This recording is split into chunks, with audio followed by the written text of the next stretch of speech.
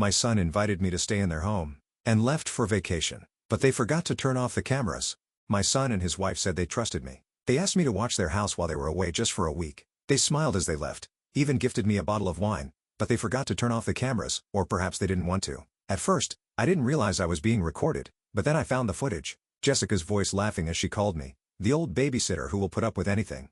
That's when it hit me. This wasn't trust. It was a test, but I wasn't the quiet one anymore. Not this time. This time, the cameras didn't capture me.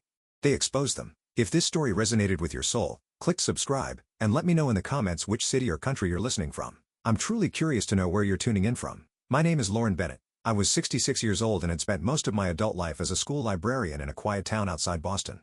Books were my sanctuary. Silence my rhythm. I liked systems and order. I liked tea at the same time each morning, and I liked knowing where everything belonged. After my husband passed, the quiet became heavier, but it was familiar. I lived alone in the house we'd bought together until the stairs became too much and the winters felt too long.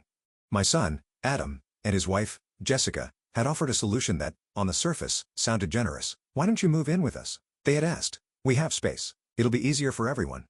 I hesitated at first. I didn't want to intrude, but they insisted. They said it was family, that I would still have privacy, that the kids would love having me around. And so I moved into their home, a large, modern two-story house in a suburb north of Providence. It was beautiful, efficient, sleek, too sleek at times. White countertops, brushed steel appliances, echoing hallways with no clutter, no photos, no softness. The walls were painted in tones of bone and ash. The art? Abstract and cold. I had my own room on the first floor with a door that closed, but didn't really separate me from the rest of the house. Not when Jessica always had opinions about what I stored in the closet or how I folded the towels or whether I used the good hand soap in the guest bathroom. Still, I tried to make it work. I picked up the children from school. I did the dishes without being asked. I took care not to leave a trace of myself in the shared spaces. It was a strange dance. Being helpful without becoming visible. Being present without being a presence. Jessica always smiled at me, but it was the kind of smile that stayed frozen just under the surface of her skin. Her eyes never smiled with her mouth. Then one Wednesday morning in early May, she knocked on my door. She was already dressed in linen, holding a tablet in one hand and a mug in the other. She said they were going to Hawaii for a week. Just her and Adam. No kids. A couple's getaway, something they hadn't done in years. "We trust you," she said. "And, honestly, we'd rather you stay here than be alone at your age." She smiled that practice smile again, and I nodded. She told me the fridge would be stocked. The garden needed light watering, and I could treat the house like my own. She even left me a bottle of Marlowe on the counter with a note in neat perfect script for your quiet evenings. "Thank you for everything, Lauren." I should have felt grateful. I should have been touched. Instead, I felt something else, something I couldn't quite name at the time. Not fear, not suspicion, just a subtle unease, like standing in a room that had been cleaned too thoroughly where even the air felt scrubbed. The morning they left, Jessica hugged me stiffly. Adam kissed me on the cheek. The children waved sleepily from the car. I stood on the porch and watched them drive away, the tires humming down the smooth street. And then just like that, I was alone, or so I thought. Inside, the house was silent. I wandered through the kitchen, ran my hand over the cool marble of the island, glanced at the wine on the counter. I opened the fridge. Everything was indeed stocked down to pre-cut vegetables in labeled containers. The blinds were half drawn, letting in morning light that stretched across the pristine hardwood floors. I stood in the center of the living room taking in the silence. It should have felt peaceful, but there was something sterile about it, something curated as if the house had been staged, not lived in, as if someone might come in at any moment to inspect it. I shook the feeling off. I told myself I was being silly. I was in a beautiful house with a garden, with books, with time. I made tea. I sat in my favorite chair by the window. I picked up my book. Still, I couldn't shake the feeling that I wasn't alone, not in the usual sense, not in the creaks and sighs of an old house, but in the sense that the house itself was watching, and I hadn't yet realized just how right I was. The first day passed peacefully enough. I spent the morning in the garden, pruning the lavender and trimming the edges of the rose bushes near the fence. The air was warm but mild, and the sun filtered through the young spring leaves overhead in soft golden patches. I wore the straw hat Adam had given me 2 birthdays ago, the one I was sure Jessica thought was too country for her modern aesthetic. But in their absence, I didn't worry about being proper. I let my knees rest in the dirt and hummed softly to myself as I worked. Inside, the house remained spotless. I wiped my shoes before entering, careful not to disturb the floors. It was habit more than necessity. I'd spent so long trying to keep my presence in this house invisible that it took conscious effort to relax. I turned on the kettle, picked out a lemon ginger tea bag, and placed it gently in the ceramic mug with the chip on the rim, the only one in the cabinet that seemed used. The others all looked like museum pieces, untouched, unblemished. I drank slowly by the kitchen window, watching birds skip across the patio stones. The house was quiet, peaceful, almost too peaceful. I remember wondering if it always felt that way or if the stillness had simply grown sharper in the absence of voices and footsteps. I took a slow walk through the downstairs rooms, just wandering, taking in the space I usually tiptoed around. The dining room was laid out like a magazine page. Silver flatware glinting in its drawer, folded linen napkins stored with mathematical precision. The living room smelled faintly of eucalyptus and lemon, probably from one of Jessica's diffusers. The books on the shelves were color-coded and mostly decorative. I picked one up. The pages were stiff, unread. The guest bathroom lights turned on automatically when I stepped inside. The mirror was spotless. I looked at my own reflection a little longer than usual. My eyes looked tired, I noticed, but also alert, almost curious as though I were waiting for something. That night, I made a simple dinner, soup and toast. I ate in silence, then washed the dishes and dried them immediately. I read for an hour in the living room, then returned to my bedroom to finish a crossword. And then as I climbed into bed, I noticed it, a faint red light in the corner of the ceiling blinking. At first, I assumed it was part of a smoke detector or a security alarm, but the blinking was rhythmic, alive, a small persistent eye in the dark. I turned off the lamp and stared up at it. It was too small to be a smoke alarm, too high to be a typical camera, but I'd worked in a school long enough to know what a surveillance device looked like. The longer I stared, the more certain I became. I pulled the comforter up to my chin and lay still, heart slow, but alert. I told myself not to overreact. Perhaps they'd installed cameras for security. It was a big house. Maybe they worried about break-ins. Maybe it was normal. But why hadn't they told me? And why was it in the guest room? The next morning, I tried to dismiss the thought. I went for a walk. I stopped at the corner bakery and bought a croissant. I sat at the park and watched a woman teach her child how to ride a bike. For a few moments, I let myself forget, but when I returned, the house felt different.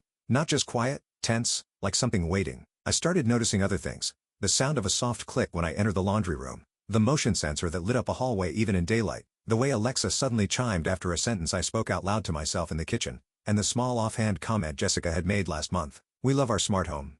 It listens better than the kids. That night, I stood under the blinking light in my bedroom. I pulled over a chair and climbed up. I looked closely, and I saw it. A pinhole lens. Subtle, hidden in what looked like a smoke alarm, but it wasn't one. It was a camera, and then it occurred to me. It had probably been recording the entire time. I stepped down slowly. My fingers were trembling, but not from fear, from realization. This wasn't about security. This was surveillance of me. Whatever peace I had begun to feel cracked under that tiny blinking light. I stood in the center of the room and looked around. How many more were there? How long had they been on? And why did Jessica smile so carefully when she handed me that wine? The house was quiet, but now it felt like it was listening and watching, and I no longer felt like a guest. I felt like a subject in someone else's experiment. I didn't sleep much that night. I lay under the covers, eyes fixed on the little red light above me, blinking like a metronome. Every time I closed my eyes, I imagined someone watching. Jessica on a beach, sipping a cocktail, casually opening an app on her phone, and watching me shift in bed, seeing what I wore, how I moved, noticing the way I muttered to myself when I read, seeing when I cried, if I cried. The next morning, I brewed coffee on autopilot. My thoughts felt like loose marbles rolling inside my skull. I tried to keep my hand steady as I sipped from my chipped mug, staring at the quiet living room. My stomach was in knots, but I knew one thing for sure. I had to find the rest of the cameras. I began in the living room. Slowly, methodically, I walked the perimeter of the space pretending to dust. I scanned every corner, every electronic device, every bookshelf. There was a small circular object tucked among the fake books, its lens masked by a decorative black sticker. Another one disguised as a motion detector in the corner of the ceiling. I moved to the kitchen.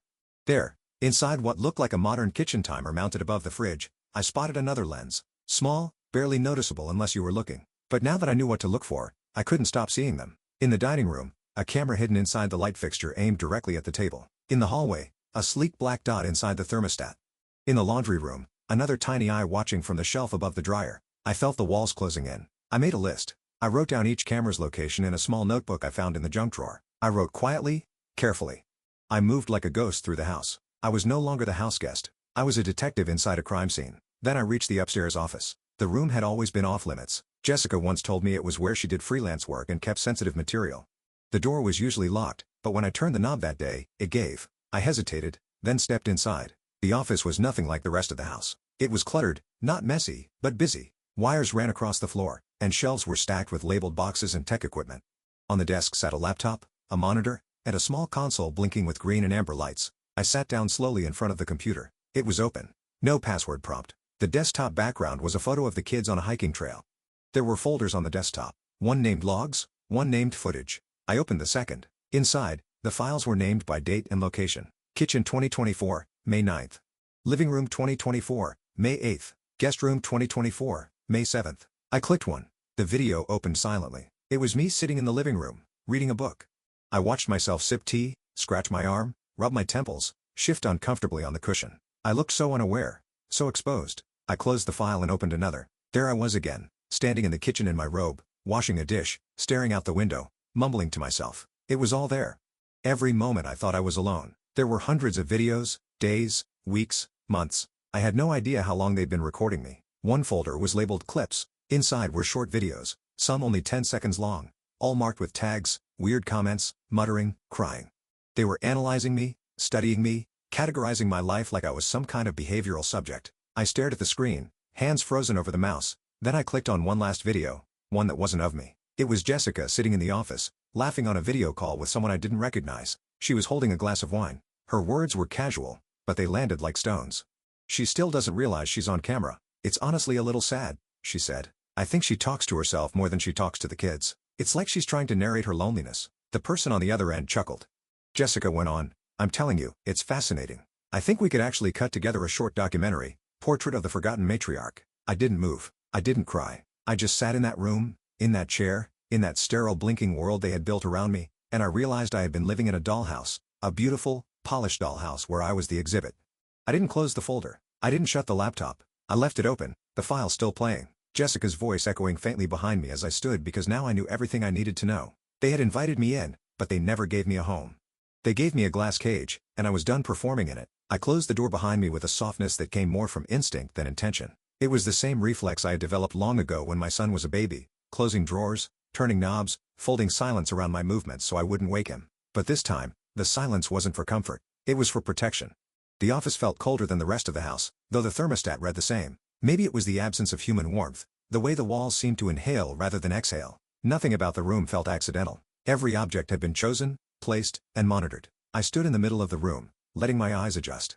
On the far wall was a sleek black cabinet with 2 locked drawers. There were cables running from it to a central unit on the desk, a custom rig with multiple ports blinking like it had its own heartbeat. I approached slowly, studying the configuration. Even in my years at the library, I had never seen anything quite like this setup. To the left, beneath the window, was a filing cabinet.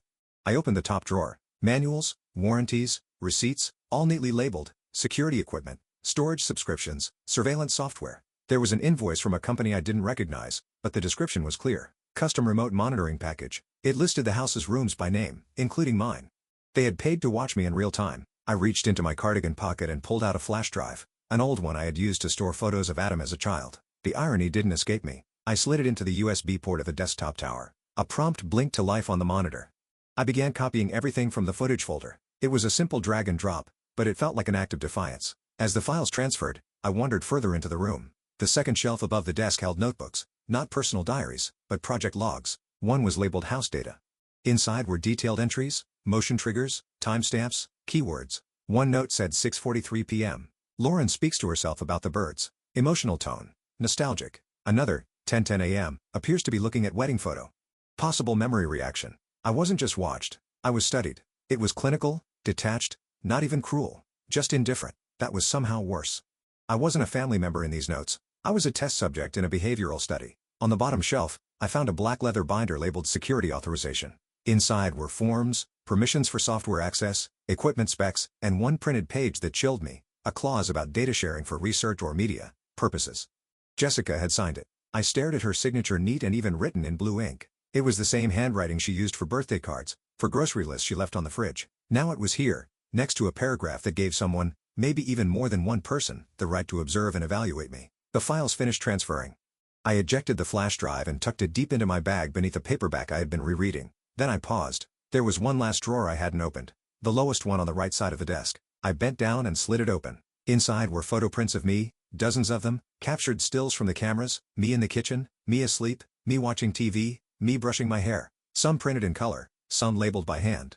Lauren, early morning. Lauren with book. Lauren, crying? I didn't know what broke inside me in that moment, but something did. Not a loud break, not a scream, more like a crack in glass, long and clean and silent, but irreversible.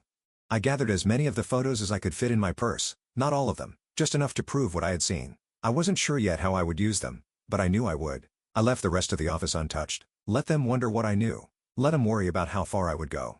As I left the room, I caught my reflection in the glass door. I looked older than I remembered, not because of time, but because of knowledge. They had invited me into their home with smiles, but they had never offered me trust. They had built a cage elegant and invisible, and expected me to live inside it without protest, but they forgot something essential. I had lived a whole life before their cameras, and now I was ready to live another one beyond their reach.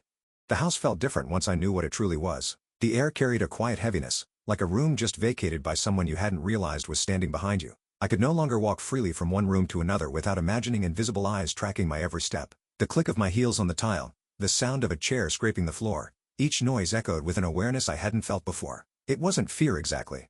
It was clarity, cold, sharp, and merciless. I stopped pretending. For 2 days, I moved through the house in deliberate silence. I unplugged devices under the guise of saving power, casually adjusted picture frames with hidden lenses, draped scarves over suspicious objects.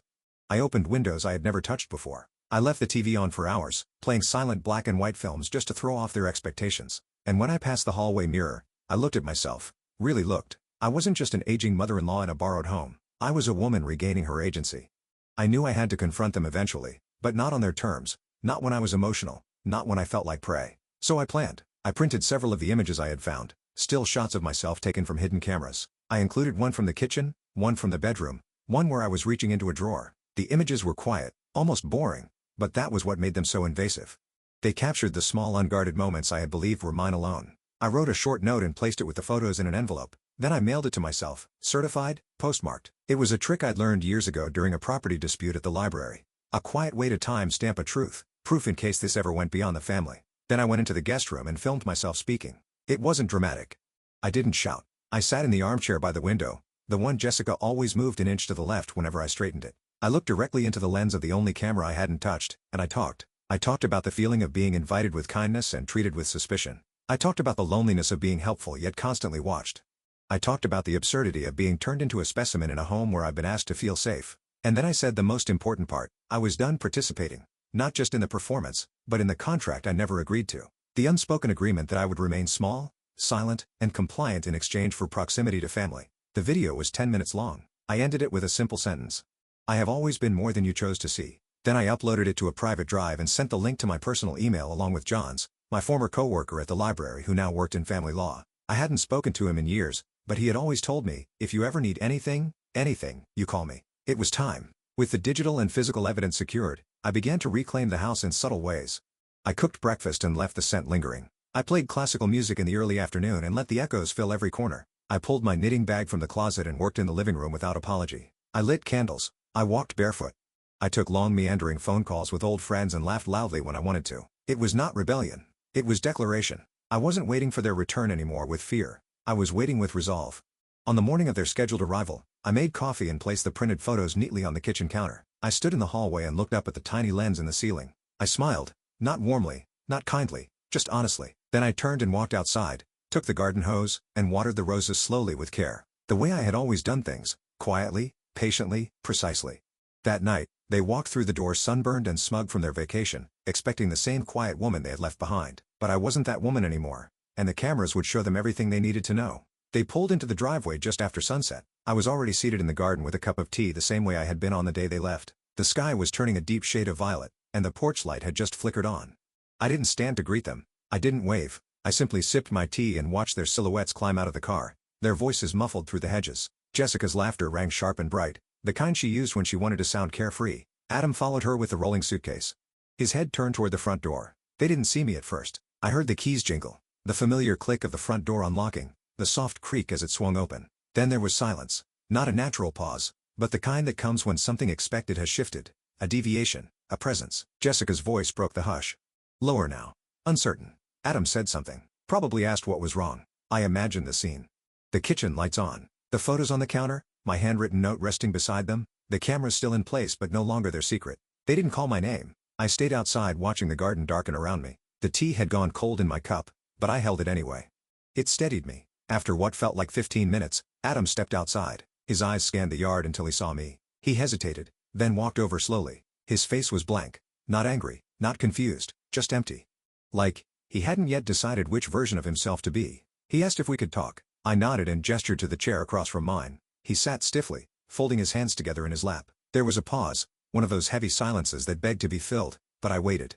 I wanted to hear what version of the truth he would offer. He began with the usual, that it wasn't personal, that the cameras were for security, that they'd forgotten to disable them while they were gone. He said it all with the flatness of someone who'd practiced the lines on the way home, who was hoping to land somewhere between apology and justification. I didn't interrupt. He continued, saying they didn't think I'd be uncomfortable, that I was family, and they would never spy on me. Then he said the word that finally made me speak. He said trust. I asked him softly, slowly if he would feel trusted knowing someone recorded his private moments for months without telling him. I asked if he would call that protection or manipulation. He didn't answer right away. Jessica came out then, her mouth tight, arms crossed. She didn't sit. She stood behind Adam and said she was hurt. Hurt that I would snoop through their things, that I would dig, that I would send files to an attorney. So she knew. I looked at her and said that if she felt hurt by being found out, perhaps she should consider how I felt being studied in my most vulnerable moments. I reminded her of the room I wasn't allowed to enter, the signatures on the data agreements, the names of the video files labeled with words like crying and off behavior. Her face twitched, but she didn't argue. I said I wasn't looking for an apology. I wasn't even angry anymore. I was resolved, and I was done. I told them I had secured a consultation with a lawyer, that my investments in their home would be documented and repaid. I told them I had copies of all the footage, the equipment logs, and even a backup set of files stored with a trusted friend. Jessica started to say something defensive, but Adam put his hand on her arm. For the first time, he looked at me, not like a son trying to manage his mother, but like a man realizing he had underestimated someone he thought he knew. He asked what I wanted. I told him the truth. I wanted space, legal, physical, emotional. I wanted a place of my own again, somewhere I could exist without being recorded, managed, or diminished.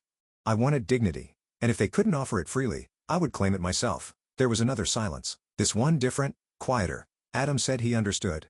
Jessica didn't speak again. She turned and walked inside. I stood up, left my empty cup on the table, and walked past Adam toward the house. He didn't follow. I went to the guest room, closed the door, and began to pack.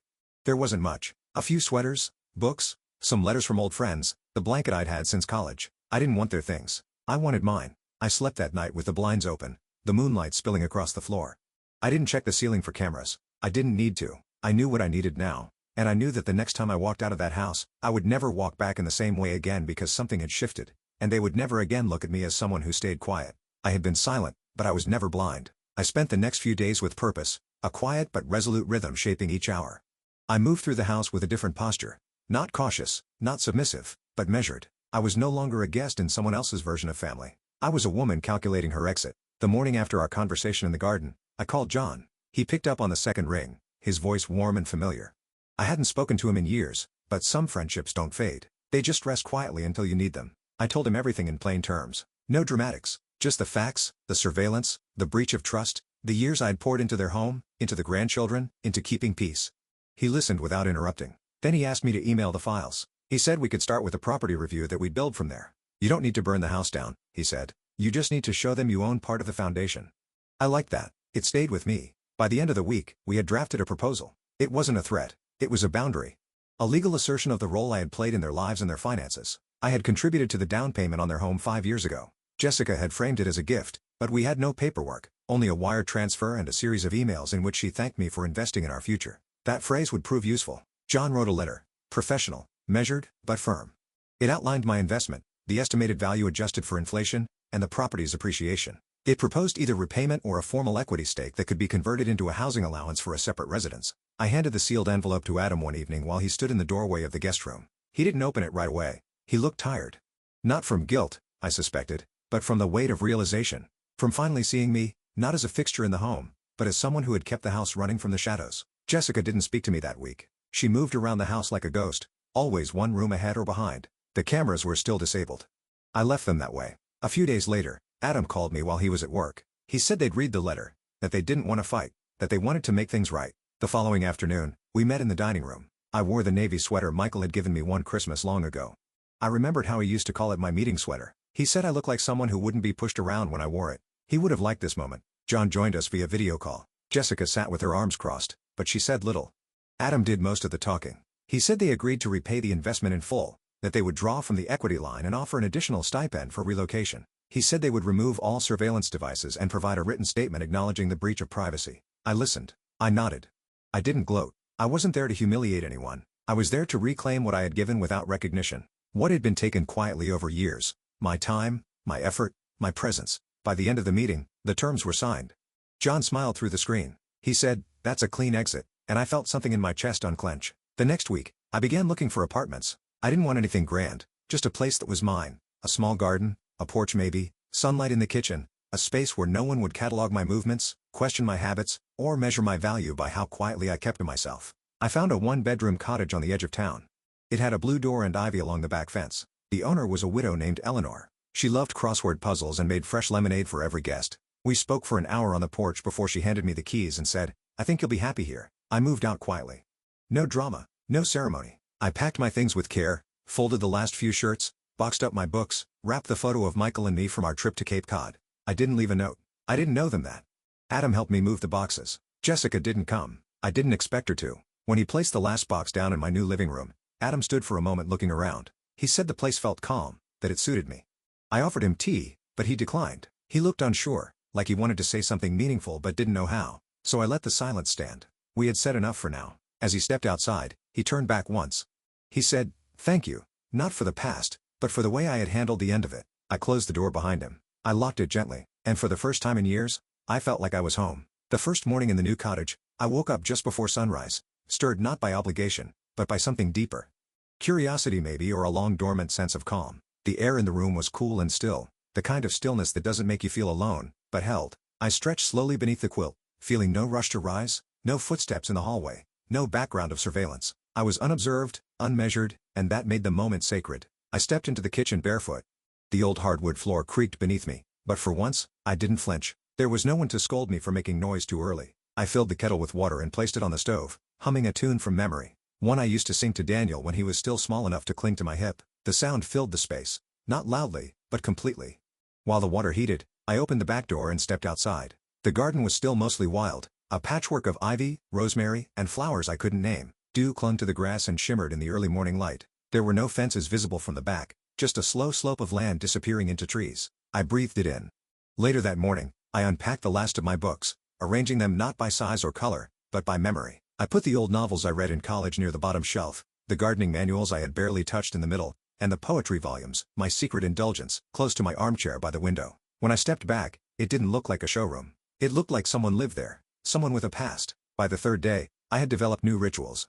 I ate when I was hungry, not when the house demanded. I napped without apology. I kept a small journal by the sink and wrote down little things that made me smile. A blue jay on the windowsill, the way the sun hit the kitchen tiles in the late afternoon, the sound of rain tapping the roof like fingertips. These details had once been swallowed in the noise of everyone else's needs. I bought a wine chime from the Sunday market, a handmade one with ceramic leaves. I hung it by the back door. Its song was uneven, but it made me feel less alone. I started writing short letters to myself, reminders of who I was before I became an accessory to someone else's life. They weren't long, just lines like, "You are not invisible here," or "Your life is not a debt owed to anyone." Daniel visited with the kids 2 weeks after I moved in. They ran through the small garden like it was a secret forest. I let them pick flowers. I let them get dirt on their knees. There was no one standing behind me whispering about rules or stains or etiquette. Just me, the laughter of my grandchildren, and the scent of lemon verbena from the corner of the yard.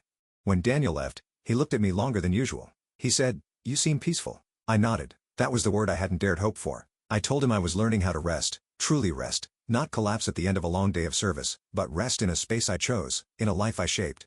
In the evenings, I would light candles, not because someone expected ambiance, but because I loved the flicker and warmth. I read poetry aloud even if no one heard. I sang while folding laundry. I ate dessert first. I bought a used typewriter and typed small stories just to hear the click of the keys. I was no longer worried about usefulness. I was choosing joy. There were moments, of course, when memory surfaced. I would walk by a mirror and remember the little red light blinking in the ceiling. I'd recall the sound of Jessica's voice on that video, her cruel amusement. Those moments didn't wound me anymore. They clarified. They reminded me how far I had come. My home didn't have expensive art or voice-controlled lights, but it had windows that opened wide and let the air move freely. It had books that had actually been read. It had a table that held tea and bread and letters from friends. It had silence that wasn't empty. It had presence. I no longer worried about who was watching. There was no script to follow, no role to play. I was no longer the obedient guest or the quiet helper in someone else's life. I had shed those skins like winter coats in spring. My cottage was small, but within its walls, I expanded. Every corner of that home bore my fingerprints, not because I was careful, but because I was finally free to leave a mark. I wasn't waiting to be noticed. I wasn't hoping to be thanked. I was living, and for the first time in years, every inch of space around me was exactly what I needed it to be. Private, chosen, mine.